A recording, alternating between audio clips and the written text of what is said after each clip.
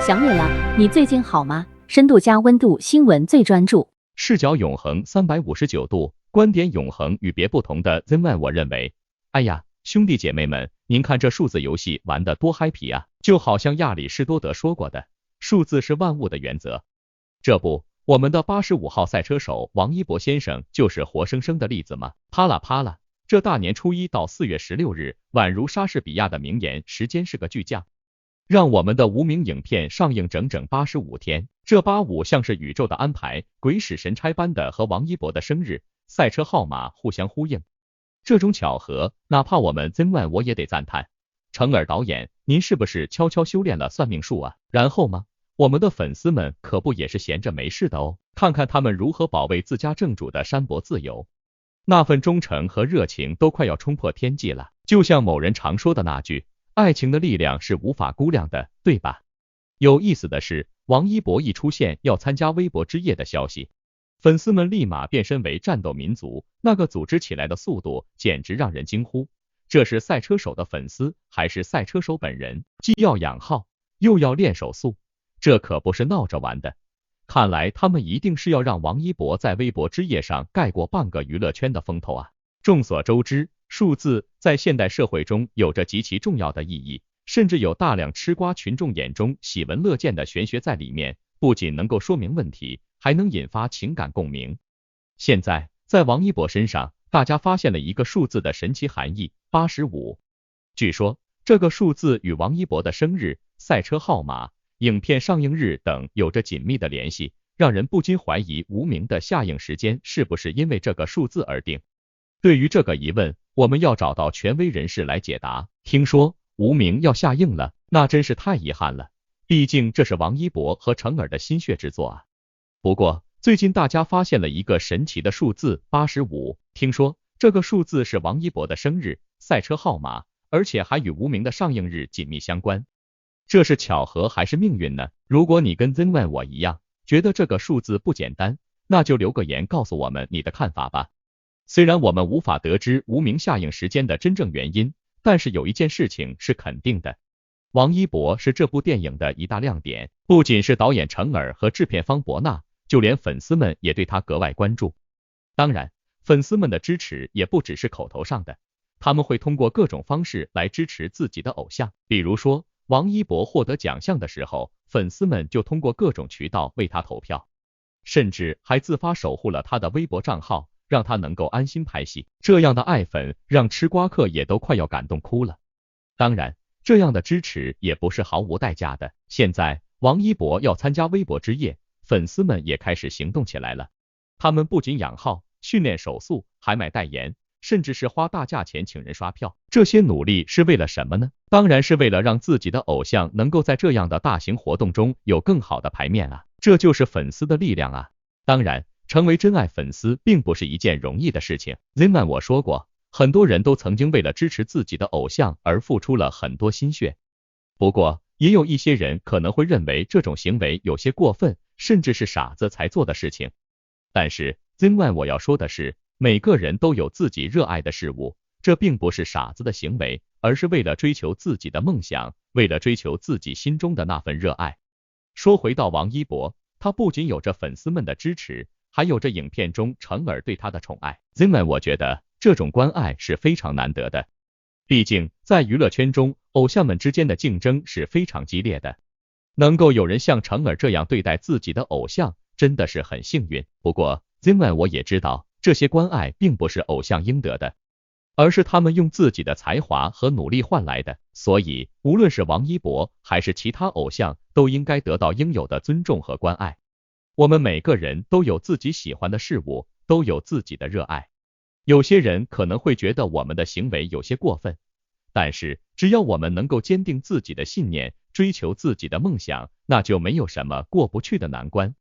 所以不要害怕追求自己的热爱，不要害怕付出努力，只要我们能够坚持不懈的追求，就一定能够实现自己的梦想。那么你们又有什么热爱的事物呢？留言告诉 Zenman 我吧。正主说白了，很多时间里面都扮演着粉丝们的标杆和榜样。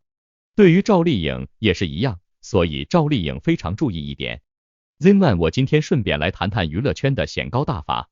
哎呦，我说那位小个子女神，不少人都在学鞠婧祎穿衣风格，结果却忽略了一个人，那就是赵丽颖。这小姑娘可不是吹的哦。来，听我慢慢道来。赵丽颖这位娱乐圈里的小个子女神，虽然身高不占优势，但她的穿衣技巧简直就是教科书级别。她的身材比例好的让人想破脑袋都猜不出她那上短下宽的穿搭法则。你说这个赵丽颖怎么就这么聪明呢？赵丽颖从一开始的时尚小白到如今的穿搭达人，可是经历了一番苦战的呀。这不老的姑娘真的是太懂得扬长避短了，简直就是时尚界的亚里士多德。上半身穿小吊带裹胸，下半身搭配宽松裙子或阔腿裤，就这样优雅的从55分秒变成37分。对了，这个数字可不是我胡说的，是莎士比亚说的。To be or not to be, that is the question。是呀，这个问题值得我们思考一下。赵丽颖的穿衣之道，爱美人士到底是学还是不学呢？视角永恒359度，观点永恒与别不同的 Zenman， 我认为穿搭不仅仅是外表的一种装扮，更是一种身体比例的优化和身体线条的改善。赵丽颖在这方面非常有心得，她的小个子穿搭技巧真的是小身材显高的必学法则。Zenman， 我想说，赵丽颖在穿搭时懂得上短下宽的穿搭法则，而这也是很多女孩常常忽视的。上半身穿着面积小的上衣，搭配宽松的下半身裤子或者裙子，能够很好的改善身体比例，并且从视觉上拉长腿部长度，让人看起来显得更高更瘦。另外，Zenman我注意到赵丽颖还懂得运用上宽下窄的穿搭方式，通过在上半身穿着宽大或长度刚好遮挡住下装的服装，能够视觉上拉长腿部长度，让人看起来更有活力。而且这种穿搭方式适用场合也非常广泛，商务、日常、休闲等都能够驾驭。赵丽颖在穿搭方面的变化，也是她自身时尚认知和理解的改变，这是需要时间和经验的积累，而且还需要注意自身身体的线条和比例，才能够做到最优化的穿搭。说到这里 Zenman 我想问一下大家，你们有没有自己的穿搭技巧呢？如果有，可以留言和 Zenman 我分享一下哦。当然了，穿搭没有定式，没有永恒，比方赵丽颖的经典审美视角，讲究的都是如何耐看又万能搭配的。赵丽颖喜欢的是简约的气质，对于服装的追求永远不是花里胡哨。她喜欢将少女感的衬衫搭配上高腰裤，这种搭配非常容易展现出整个人的干净与青春感。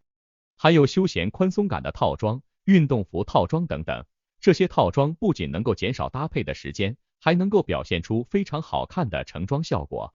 视角永恒359度，Zenman 我觉得这些搭配真的非常适合生活中的每一个人。其次，赵丽颖非常善于利用配饰来搭配出活力满满的效果。她善于运用各种各样的配饰，无论是利用直线型的配饰来修饰脸型，还是利用一些帽子来进行搭配，都运用得非常巧妙。帽子、发箍、发卡是她非常常见的配饰。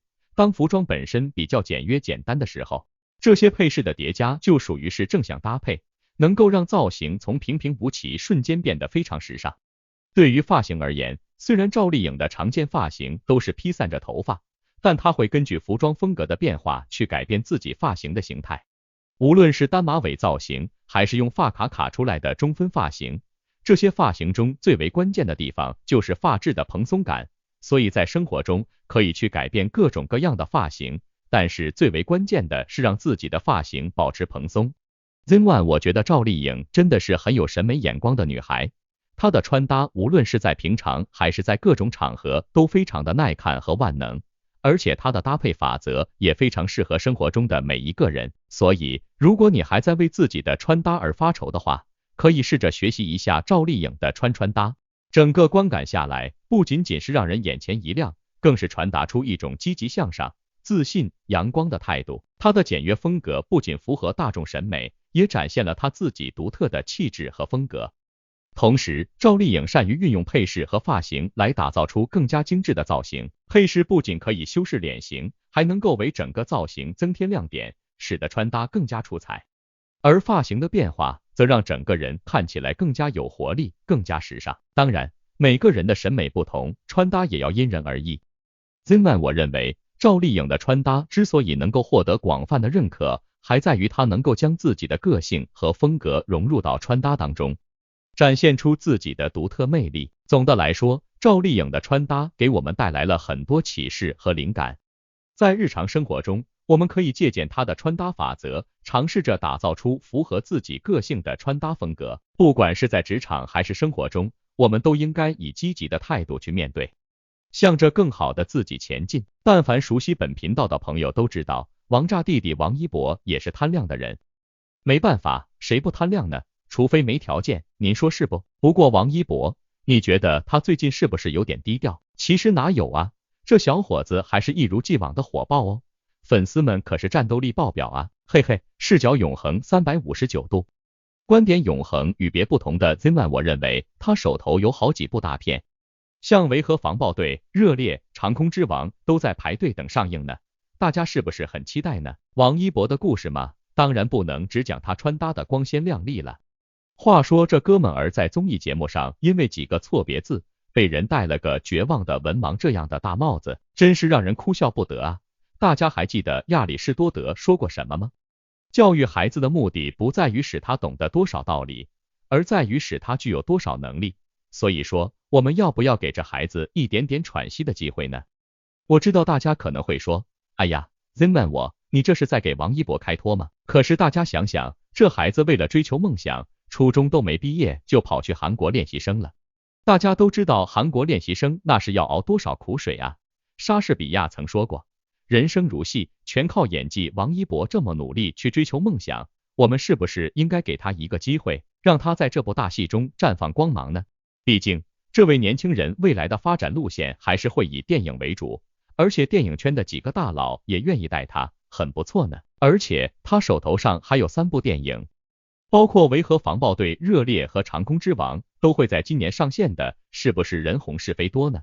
而且他还有一部剧《光明之路》正在拍摄中，但是剧组的保密工作做得太好了，很少有消息外传，让人有点小失落啊。不过因为他在几期综艺节目上写的几个错别字，就被不少网友冠以绝望的文盲之名，这可真是让不少他的粉丝疼心啊。Zenman， 我倒是觉得这个称呼有点过了吧，毕竟你们只看到了他在节目上的几个错别字，但是却忽略了他在其他方面的优异表现，也忽略了他的成长过程、背景以及他出圈的经历。Zenman， 我认为王一博初中还未毕业就进入了娱乐圈，而且还参加了韩国的练习生，这可不是一般人能够想象的啊。因为练习生的练习强度大家应该有所耳闻吧，这些娱乐经纪公司为了快速培养能出圈的年轻人，实现利润的快速兑现，都是尽量缩小培训时间而加大培训强度的。这种成团培训练习生模式在韩国已经很成熟了，竞争也很大，所以他们的文化培养是不被重视的。因此韩国训练生并不需要学习文化课，他们会把更多的时间放在练习唱歌以及舞蹈上面。当初中生的王一博独自一人踏上了去韩国做练习生的道路，可谓是非常不易啊。要知道，在韩国娱乐公司做练习生的中国人不少，但是能出道的却寥寥无几，除了自己的外貌条件之外，后天努力练习的成果也非常重要。在还没有去韩国之前，王一博在周围一群人中算得上跳舞很棒的，然而到了韩国之后才发现，比他舞蹈功底深厚的练习生多到数不清。这对年幼的王一博来说无疑是一个打击，但是好在他越挫越勇，他清楚地认识到了自己的不足，每天都加紧训练，不肯松懈。在练习室中，他每天第一个来，最后一个走，有时甚至在练习室中直接休息过夜。好在功夫不负有心人，在公司的多次考评中，他都得到了 A 级的好成绩，并且是练习生中的唯一一个全 A 的中国练习生。所以 Zenwan 我觉得不应该仅仅因为他几个错别字就贴上绝望的文盲的标签，这样太不公平了。王一博的付出和努力，我们应该更多的去了解和支持。而且 Zenwan 我相信他的未来一定会更加辉煌，毕竟他有这样优异的表现和出色的能力。不过话说回来，这个绝望的文盲真是让人忍俊不禁啊。Zenwan 我也曾经犯过类似的错别字，结果被小伙伴们一通嘲笑，也是很难受的啊。所以 Zenwan 我建议大家还是要多多关注自己的语文水平，毕竟语文是基础啊。而且说实话，错别字这种东西看多了还是有点难受的啊。不过如果真的有错别字，也不要太过在意，毕竟人无完人嘛。有时候我们看到一个年轻人的成功，往往只看到了他的成就，而忽略了他背后的艰辛与努力。回看王一博的出道历程，可谓是波折又不平凡。想一想，如果你在2014年9月份的时候已经站在舞台上，感受着观众的掌声，那肯定是一种无以言表的幸福感。但是命运给他开了一个恶意的玩笑。Unique 组合成立不久就遭遇了当时的限韩令，这对于刚刚出道的王一博来说是多么的无奈和困难啊！然而我们不要忘记，王一博一直在努力，一直在为自己的梦想奋斗。汪涵的提携为他带来了一个机会，慢慢的他走出了低谷，迎来了新的起点。而后又有了陈情令的机会，这部剧可谓是一飞冲天。当时的他才20岁，这个年纪对于大多数人来说还没有迎来自己的事业巅峰，更何况是在娱乐圈这个充满竞争和挑战的地方。但是他并没有被困住，相反，他凭借着自己的刻苦和超强的学习能力，不断的向前。虽然他的学历可能是一个硬伤，但这并不能否定一个年轻人的努力和成就。所以我们不应该仅仅因为他的学历而否定他的努力和成功，我们应该以宽容和包容的心态看待这个充满活力和潜力的年轻人。其实娱乐圈和体育圈也有很多名人，在出圈之后又选择回到大学深造，这也是一种对于自己未来发展的投资和期望。所以我们要支持年轻人，鼓励他们勇敢的追梦，不要随意否定他们的成就和努力。每个人都有无限的可能性，王一博也一样，让我们期待他更加美好的未来。视角永恒359度，观点永恒与别不同的 Zenone， 我认为看看现在的王炸姐姐赵丽颖，就知道未来的苦尽甘来了。这次微博娱乐白皮书公布的结果让很多人吃惊了，赵丽颖成为了2022年唯一高专业热度明星。话说她真的太厉害了，无论是综合热度、美誉度还是带货力，她都有不同程度的增长。唯一能背负这个名头的，竟然只有赵丽颖一个人。看到这个消息 ，Zenone 我都要感慨一番了。赵丽颖在过去1年里有2部代表作品轮番出圈，口碑与热度都直线上升。果然，高质量的作品才是一个演员最大的底气。好的演员就是要在角色里发光发热，一个一心只为拍好作品的好演员，值得观众的无尽掌声。赵丽颖这一路走来，真的太不容易了，她付出了很多，也得到了很多认可。很多时候，她不仅仅代表她自己，也代表了像她一样千千万万的普通人。光怪陆离的名利场上，从不缺少富二代和星二代。前有快破格公主姚安娜，虽然没有任何代表作，但名媛的身份还是让她出道的消息在全网沸腾，快速登顶热搜第一。后有靠着小兰花一炮而红的虞书欣，她从出道开始就未掩饰过自己富家女的身份，随便筛出来的奢侈品包包加起来就能买一套房。TVB 花旦郭可盈也是深藏不露的富二代，身家不菲。2011年，因父亲临终要求，郭可盈宣告退出娱乐圈，回家接管亿万塑胶生意。这些二代们普遍有钱有时间，还有强大的经济条件为底气，随时可以重新开始。在这样的对比下，普通人试错的成本太高了。像赵丽颖一样能从底层冲出重围的人也越来越少了。但是2022年对赵丽颖来说却是有特殊意义的一年。她用《幸福到万家》和《风吹半夏》这2部现象级爆剧打出了王炸，成功完成转型，跻身85后花旦首列。赵丽颖一直以来勇敢挑战不同领域、不同性格的角色，既可以是新时代农村女性追逐梦想、建设乡村的和幸福，也可以是在商界闯荡、运筹帷幄的女企业家许半夏。从和幸福到许半夏，她不断突破自己的局限，为自己的不被定义交出了满分答卷。不得不说，赵丽颖的实力还是有目共睹的。她不仅拥有美貌，更拥有无限的潜力。她用自己的努力和才华证明了自己，让我们看到了，只要有实力和努力，就一定能够获得成功。当然，这样的例子不仅仅在娱乐圈中存在，生活中也有很多像赵丽颖一样的人。他们或许不出名，但他们同样拥有才华和潜力，只要肯努力，他们也能够获得属于自己的成功。所以不要轻易放弃自己，要勇敢的去追求自己的梦想。说到这 Zenone 我想问问大家，你们都有没有自己的梦想呢？你们是怎么去实现自己的梦想的呢？有没有遇到过什么困难，又是怎么克服的呢？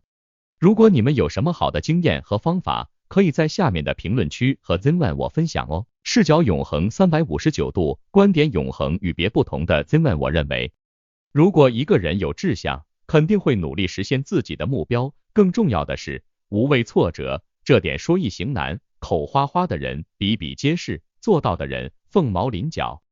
无论王一博还是赵丽颖就是这样的无畏挫折的人。赵丽颖无论现在还是之前，从不止步于电视剧女主的小情小爱，她希望自己的角色更有思想，更积极的追求自己的理想和信仰。虽然有人曾经质疑赵丽颖的圆脸不够大气，不能演大女主，只能演一些小配角，但是赵丽颖不屈不挠，她相信实力和演技才是最重要的，而不是脸型。9年前，赵丽颖被选为金鹰女神，这是她演艺生涯中的里程碑。她从一个默默无闻的小演员变成了备受关注的大明星。但是她并没有因此而骄傲自满，相反，她更加努力的拍摄作品，提升自己的演技。现在的赵丽颖已经更加成熟内敛，但是她的倔强依然不变。即使在她的演艺路上遇到过许多质疑和挑战，但是她从未停下脚步。她相信只要自己肯努力，就能够证明自己的价值。赵丽颖在自己的生活中也非常努力，她不仅要拍戏，还要经常健身，上私教课。她深知只有保持良好的身体素质，才能更好的展现自己的演技。赵丽颖的演艺之路是充满挑战和机遇的，但是她一直保持着对作品和角色的专注和执着。她不会被流量和红利所迷惑，而是坚持通过付出和努力获得成功。在赵丽颖的演艺生涯中，她已经取得了很多的成就，但是她的追求之路仍然没有结束，她仍然在不断的努力和拼搏，希望自己能够成为更好的演员。扪心自问一下，我们是否也能像赵丽颖一样，坚持不懈地追求自己的目标？我们是否也能像她一样，不屈不挠地面对挑战和困难，并且像赵丽颖一样，肆意成长，不断提升自己的实力和演技？这些都是值得我们思考的问题。如果我们能够像赵丽颖一样，坚持自己的理想和信仰，不断提升自己的实力和能力，相信自己的价值和才华，那么我们也一定能够取得成功。在这个充满竞争和机遇的社会中，我们必须要保持积极向上的态度，不断学习和进步，才能够在人生的道路上走得更远。所以 Zenone 我想问问观众们，你们是否也像赵丽颖一样，对自己的未来充满信心和期待？你们是否也会像她一样，不断努力拼搏，追求自己的梦想？快来跟 Zenone 我留言，分享你们的想法和经验吧。大家都知道，演艺圈很大，清流人很少。其实无论赵丽颖、王一博，还是赵丽颖、张颂文，这些个演员的故事，虽然充满了坎坷和困难，但却给我们带来了无限的启示。他们经历了无数的白眼和打击，但是他们没有被这些负面的情绪所击倒，他们用自己的行动证明了，只要努力踏实，就能够逆袭成功。赵丽颖从一个普通的龙套演员成长为现在的大明星，这一路上她面临了无数的困难和挑战，但是她始终没有放弃，没有向别人诉说自己的苦难，而是通过自己的实际行动，向我们传达了勇气和希望的信息。而张颂文则经历了演艺事业的低谷期，生活十分困顿，只能靠一顿便宜的饭菜填饱肚子。但是他并没有因此放弃，他用自己的实际行动去证明自己的价值，最终获得了成功。这两个演员的经历告诉我们，只要你不断努力，不断拼搏，就一定能够逆袭成功。所以，无论你遇到了多少困难和挫折，都不要放弃希望，因为只要你踏实努力，就一定会有收获。那么，让我们一起来思考几个问题。你是否也曾经遇到过类似于赵丽颖、王一博和张颂文所经历的困境？你是如何克服这些困境的？你认为什么是成功的最重要因素？请在评论区留言，与 Zenone 我一起分享你的故事和看法吧。嗨，今天过得怎么样啊？深度加温度，新闻最专注。